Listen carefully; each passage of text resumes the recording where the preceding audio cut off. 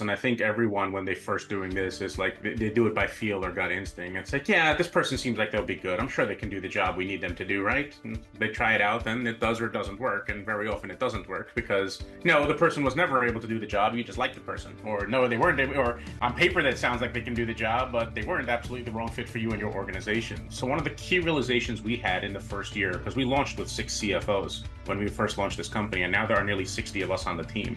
But when we launched, one of the very key learnings we had was just because someone has been a very successful CFO in their careers does not mean they will be successful working this way.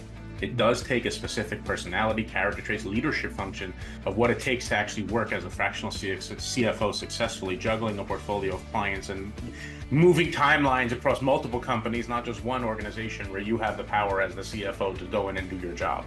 So that was a realization we actually came through very early on as to, okay, let's truly understand the profile of the CFO, what it takes to be successful working this way. And we parted ways with people along the way who did not fit that profile. Welcome to Grow Think Tank. This is the one and only place where you will get insight from the founders and the CEOs of the fastest growing privately held companies. I am the host. My name is Gene Hammett. I help leaders and their teams navigate the defining moments of their growth. Are you ready to grow? Today, we're going to talk about growing your business by bringing in the right people.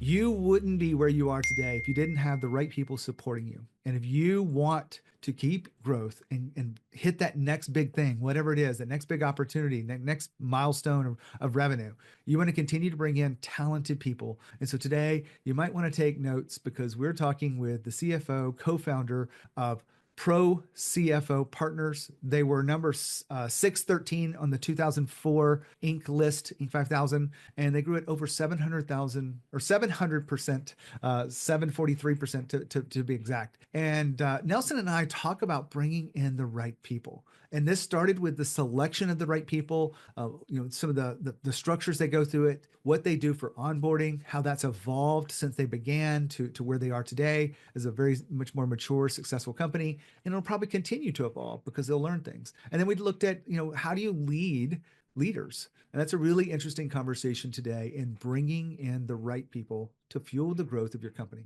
My name is Gene Hammett. I'm an executive coach. We do leadership development at the highest level. We actually spread this not just at the C level, but we want to spread leadership throughout the company. So if you have a huge opportunity on the horizon, you want to make sure you have alignment. You want to make sure that we have the focus and the clarity, and you want to have the people with the leadership skills, then we should talk about what you need to do next. Discovering what you need to do next and the clarity of that is very powerful. And I will give it to you. I will have the conversation with you. I've been doing this for over a decade, and I would love to give it to you and let you go and execute on this. If you want our support, my team and the tools we have to accelerate that, we can do it, but I'll give it to you. If you don't think that's valuable, I don't know what else I can do for you because it's very personalized and customized, and it has no intention to sell you anything, but I want to give. So if you're listening to this today, please read the inflection of my voice and the emotion behind it. I truly want to connect with you, build a relationship, and give this to you. And if you want to go execute this on your own, then go do it. But if you want our help, then we'll explore those opportunities when it makes sense. So if you want to do that, just go send me an email, gene@genehammett.com. I promise not to sell you, but to serve you with a customized approach and give you the plan that you need for leadership development and what's getting in the way of you in that next big opportunity. All right. Just send me an email, gene@genehammett.com. Now here's the interview with Nelson Tepfer. Nelson, how are you? Great, Gene. Great to be here. Excited to have you on the podcast. I have already let our audience know a little bit about you, but tell us about your company, Pro CFO Partners. Sure. So this is a company me and my partner co-founded in January of 2020, which, of course, rather prescient of us. We seem to know exactly what was coming 2 months later when the entire world shut down. But January 2020, when we launched this, in line with what our mission and vision was for what we think that should be happening in this space. Pro CFO Partners, we provide financial leadership to organizations that don't need or don't want or can't afford the actual full-time. But more importantly, it's really about helping them build, manage, and lead this function so it supports their growth and goals, making sure business leaders have the insight they need to make the decisions that they have to on an ongoing basis. I really respect a lot. A lot of my clients have fractional CFOs. What do you think the advantages of going from no CFO to having that fractional CFO on your team? So it's interesting. Fractional CFO, I think to your point, it's become very popular recently. And so we've always worked to differentiate what is it that we're actually doing versus what exists out there. And it's funny when you make that statement that many of them are doing this, but because ultimately CFO is just a title, whether it's fractional or full-time. And the amusing thing to me, having watched this happen, I've been in this industry now close to 15 years. This is after being a full-time CFO. And the fascinating thing for me is that CFO is just a title, and it's become a pretty meaningless title because it means something different to everyone.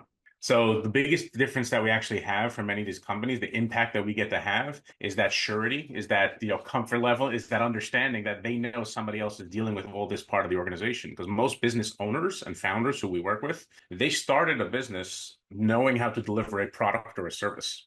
And as the company grew and it became an entire organization and a business, it's not like they really want to be in every single part of the business. And so us, who both myself and every member of my team have been a CFO before, we come in to take a lot of the lift that's been on their plate, whether by design or by default, and it's almost always by default, take a lot of that lift off of their plate so they can focus on the areas which they can add the most impact to their organization.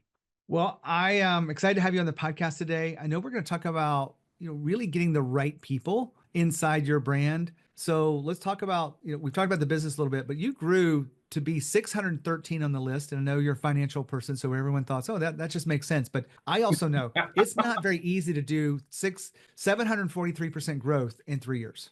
No, easy is definitely not a word that would come to mind. The wording I often use, and I'm a big fan of alliterations, and you'll see it in my newsletter should you choose to subscribe to them. But the alliteration I often use, it's been exhausting and exciting, exhilarating and exasperating all at the same time. So it's certainly been a journey, to put it mildly. And I feel we're barely scratching the surface. We have big plans for the future. Exciting to dive in with you. So building growth by bringing in the right people. How do you know who the right people are for your company? So there's several components to this, and I think everyone when they first doing this is like they do it by feel or gut instinct. It's like, yeah, this person seems like they'll be good. I'm sure they can do the job we need them to do, right? And they try it out, then it does or doesn't work, and very often it doesn't work because no, the person was never able to do the job. You just like the person, or no, they weren't, or on paper that sounds like they can do the job, but they weren't absolutely the wrong fit for you and your organization. So one of the key realizations we had in the first year, because we launched with 6 CFOs when we first launched this company, and now there are nearly 60 of us on the team. But when we launched, one of the very key learnings we had was just because someone has been a very successful CFO in their careers does not mean they will be successful working this way. It does take a specific personality, character traits, leadership function of what it takes to actually work as a fractional CFO successfully, juggling a portfolio of clients and moving timelines across multiple companies, not just one organization where you have the power as the CFO to go in and do your job. So that was a realization we actually came through very early on as to, okay, let's truly understand the profile of the CFO, what it takes to be successful working this way. And we parted ways with people along the way who did not fit that profile. Would you say that you have a very structured way of finding the right employees? Finding or screening for it, because those are obviously two very different components. Let's say screening, because once screening, you find yes, people... our process has become pretty tightened up on what we screen for our candidates. Is there anything in there you feel like you do uniquely than others? In our space specifically, or in general? In general.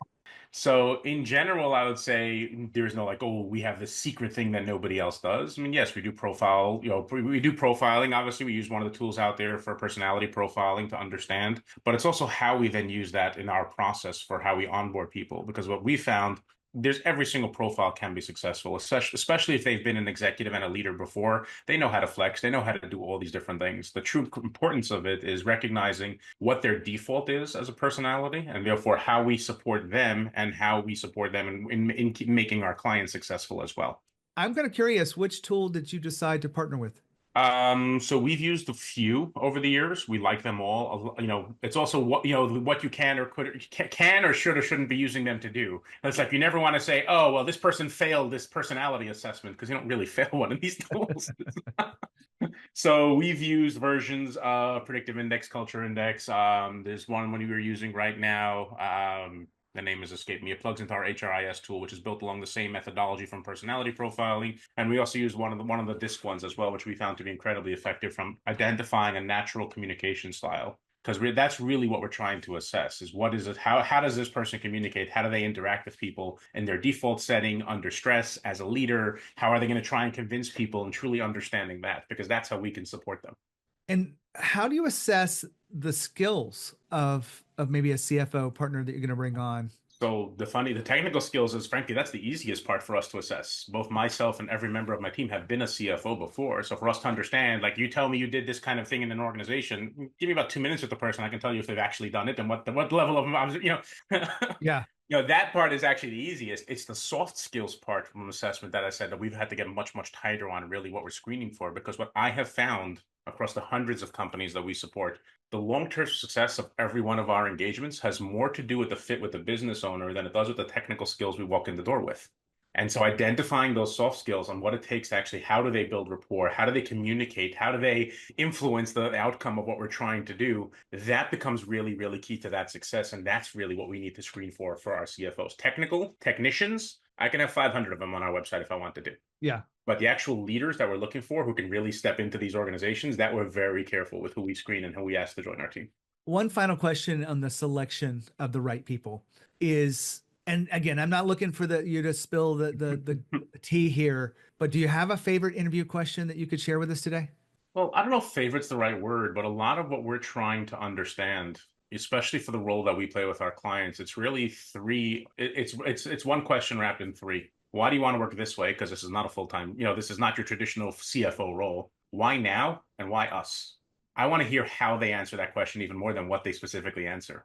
So is it a secret like, oh, this is the one that really tells them the most? No, because everything else that we're asking them is really basic interviewing kind of things. We need you to be able to do this. Tell us a time when you've done this. Ask more questions and get into details. Yeah, you need to do that, of course. But the why this, why now, why us is really an interesting one because how they answer it is really, really fascinating because we've had ones who, when I ask that question, go into a 10-minute conversation around their entire resume, which tells me instantly this person's wrong for the role. Yeah. Because they didn't either understand or ask the question. They're not identifying with the question I'm asking. So if I'm going to put them in front of a client and that client asks them a question and they're going to give them a 10-minute answer around the entire history that wasn't even what they asked them, we're going to have a problem.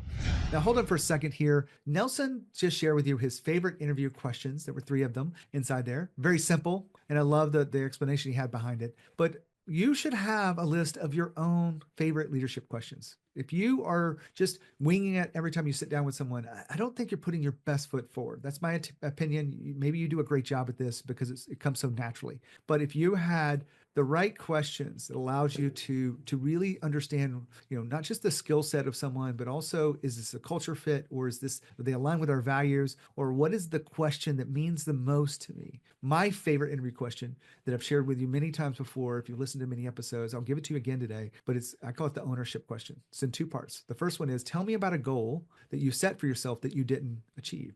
And ideally, this is a professional goal, and it doesn't matter what they say, but the second question is the key. Why didn't you get it? What you're listening for here is for them to take ownership of why they didn't receive that goal. They didn't prioritize their time. They did not make the investment they needed to. They didn't have the discipline. They were missing something, and they're blaming themselves. What you want to actually tune into is if they're blaming someone else. Because if they blame someone else for not hitting the goal that they set for themselves, then that's probably a person that when things get tough, they're going to blame someone else. And to me as an entrepreneur, that's very frustrating. And it's not something I really want to deal with on a regular basis. And so I'm going to pass on that employee who blames someone else because I know things are going to get tough. And I want to make sure I have people that take ownership and are willing to rise to the occasion and figure out, even if it is tough, because that's what work is all about. That's what execution and high-level leadership is all about. So I want people to take ownership. If you want a list of the other questions that a lot of people have said here today or said on my podcast, then all you have to do is send me an email, gene@genehammett.com, and ask for the leadership interview questions. And I'm happy to share with you. I don't have a form that you can do this. You'll have to send me the email, gene@genehammett.com. Now back to the interview with Nelson. Well, I asked this question because I collect a lot of the questions and I want to share, be able to pull this in there. So I like your perspective on this. Let's move into the next phase of this. Like, you've decided who's the right person. In the first week, is there anything specific that you do to onboard that you feel like is, kind of uniquely shows how getting the right people for your company that build growth works? So we've built a pretty strong onboarding process. It takes place over about 5 weeks. It's done over 5 Fridays for about an hour and a half to 2 hours each Friday. And what we're covering there is a few really key components to the long-term success for them and for us to identify if this person is a right fit as well. Because if we identify in the onboarding process that they are not, we'll stop that person there through the process and say, hey, we think you can be great. This isn't really the right fit here. So let's part ways now instead of waiting 6 months until both of us are pretty frustrated with the result.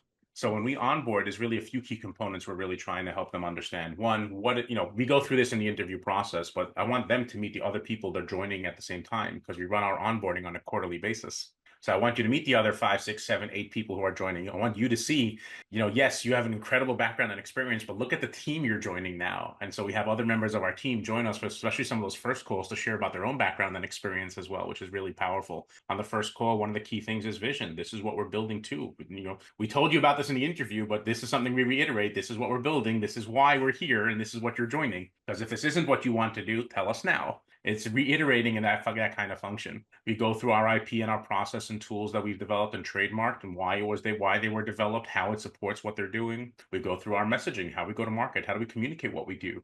But more importantly, very often it becomes when we're starting with clients, what is our process and how we support you in supporting their success? We go through that even in onboarding so they understand that they're joining a firm and an organization that's doing this, not just like, okay, great, I got a client, thank you, goodbye. I love the structure that you put into it. I know you didn't start that way because I said you said you started with 6 CFOs. You didn't have that structure. At what point did you realize we need this onboarding process that has this? We actually had a version of onboarding even that first year. The first 6 didn't go through it, but we had a version of onboarding. Okay. I think the first time we ran it. I won't say it looks anything like what it looks like today, but we did have some version of that. Like we recognized that importance of alignment, of clarity on what we were trying to do. And then as we've grown the organization and brought in more resources to support us in some of these different functions, from a sales and marketing perspective, from a client success perspective, and we didn't have those the first year, but now we do. So those functions become really key for anchoring some of the onboarding sessions that we do now. Back then, it was just me and my business partner doing it, sharing our perspective on those areas of the service delivery and success factors. So we're talking with Nelson about growth by bringing in the right people, and we've been talking about the bringing in part quite a bit. I want to talk about leading and actually developing these people into the people we want them to be as true partners in this business. What would you say is your principles around developing your people? So many would say I am both blessed and cursed with the fact of the level of talent that we bring in, because everyone on my team has been a chief before. Yep. Which definitely makes it a lot easier when it comes to leadership, is they come in with a lot of the leadership skills because they've all been leaders. That being said, try leading a bunch of leaders to actually, actual chiefs, the ones who have been the head of whatever it is that they've done in their past. So it is definitely that whole push-pull and identifying. And goes back to where I said before, why alignment is so key. They're joining us for a reason. We need to make sure that they really understand what is it that we're going to be supporting them in doing, what they will or won't be able to do and follow in working with us. And is that really what they want to do? Because leading a bunch of leaders definitely comes with its own challenges. Again, everyone on my team has been a CFO. So now I'm now the CEO of nearly 60 CFOs. And it certainly leads to some, again, it's fascinating because their insights that they share with us have been game changing for us as an organization. Like we built a culture where we have that kind of feedback loop, internally, which is again, very important. Some of our best ideas that we implement come from our team members. Not everyone has leading all leaders. In fact, I look at my clients, I look at people who've been on the show before, they all want more leaders. Your whole company is based on a whole bunch of leaders they're being sourced out to others because you have sort of a consulting approach, similar to coaching, but different. But you mentioned alignment is key. Is there anything that you're doing that's uniquely kind of interesting around keeping alignment with all of these leaders? So we invest pretty heavily in continuing to build our culture and I invest both from a time and resources perspective. For instance, we're an entirely virtual organization. We don't, because we're either in front of our clients or it doesn't matter where we are. So I never bothered building out the real estate in the office and having everyone come in somewhere.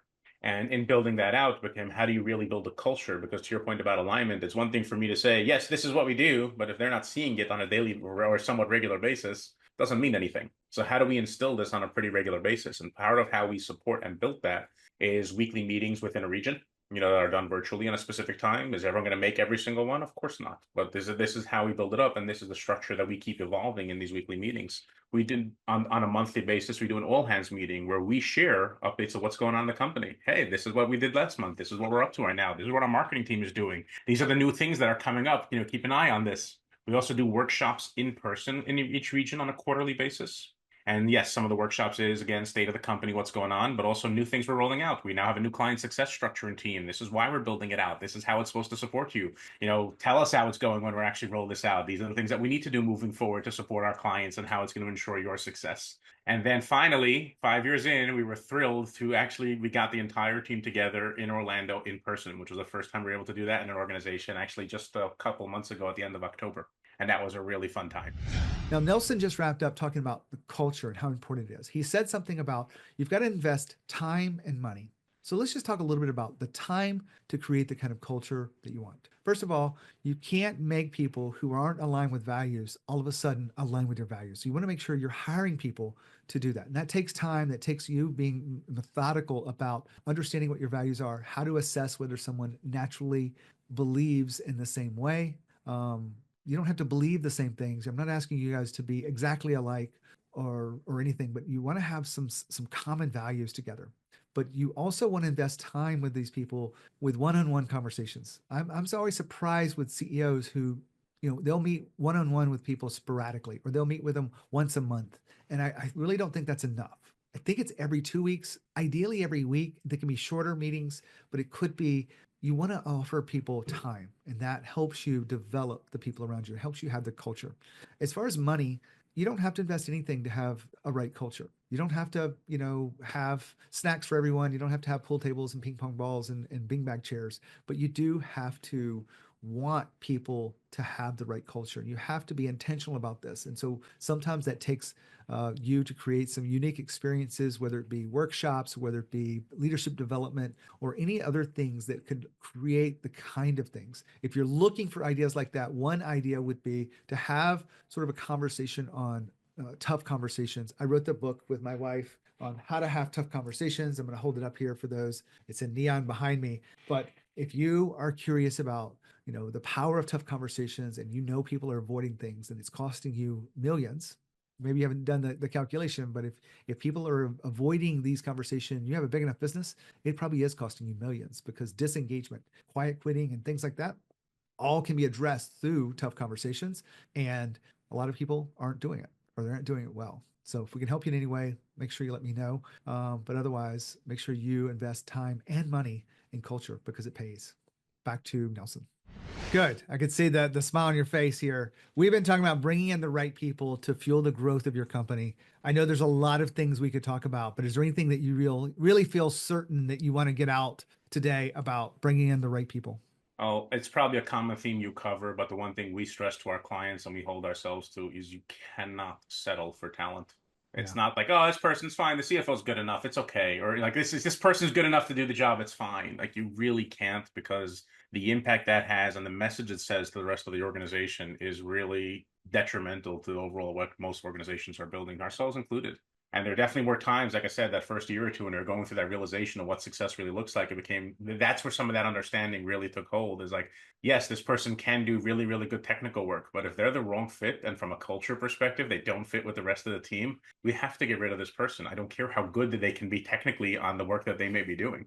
And again, I'm sure that's a pretty common theme you've covered in your conversations.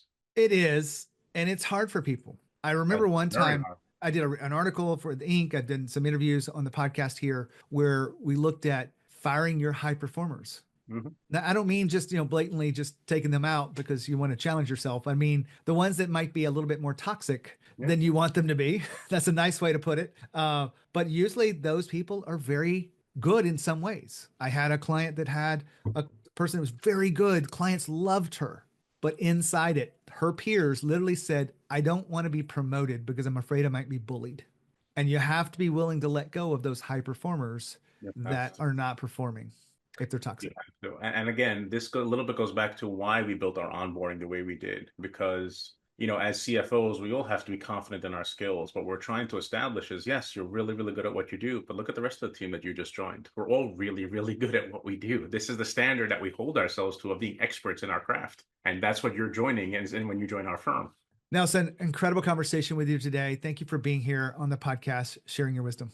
Of course. Really enjoyed our conversation, Gene. Another great interview here on the podcast. I'm really enjoying sharing with you the insights, sharing with you these amazing guests, these people that are in the trenches of growing their own businesses, how they do it. Hopefully you find the value of this. If there's anything I can help you with, from executive coaching to leadership development, or maybe it's even the book that we have, How to Have Tough Conversations, I'd love for you to really explore this. And if there's anything that you want to reach out to me and ask me, just send it to gene@genehammett.com. When you think of leadership and you think of growth think Think Tank. As always, the courage. We'll see you next time.